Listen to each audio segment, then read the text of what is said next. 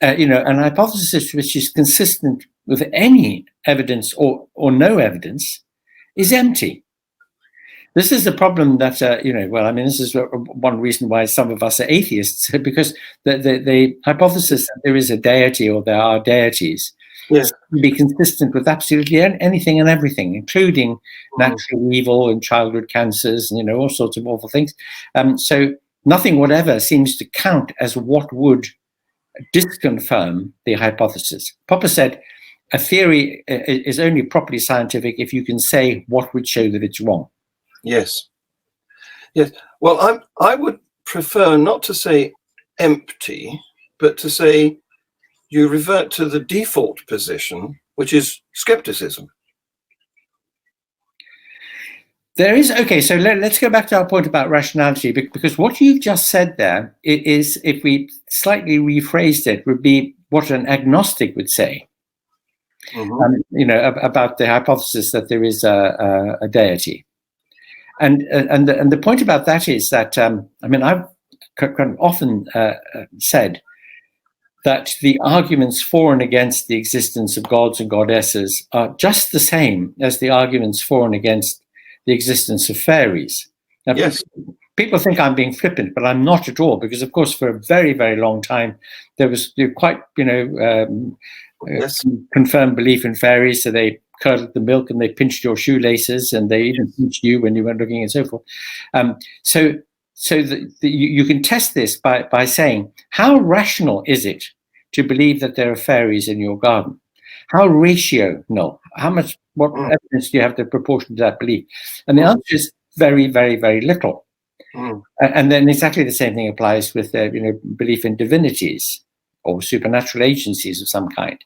And that is the point. If you leave aside the question of knowledge and truth, and you just look at the question of rational belief, and you say what would count as supporting a belief, and what would be such that its absence would give you a very low confidence in the belief, and then that's where you see the real role of falsification and verification is really about strength of credibility.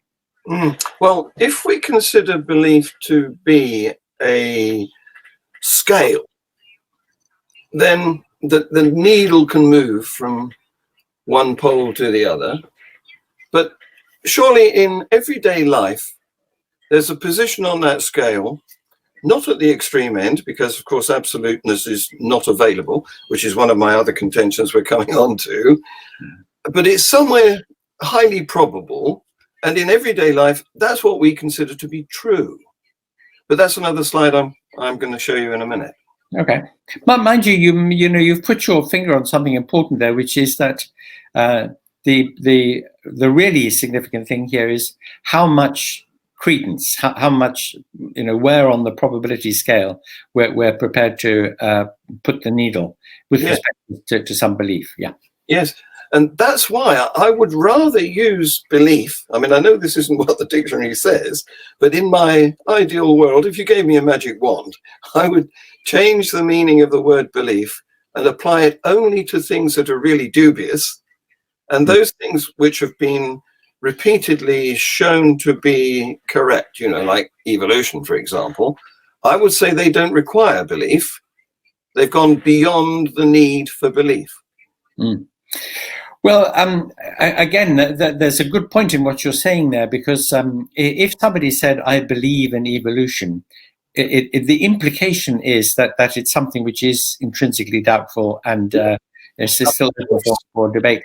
And what if some other form of word said that I accept the powerfully supported scientific theory of evolution, something like that, I agree with you.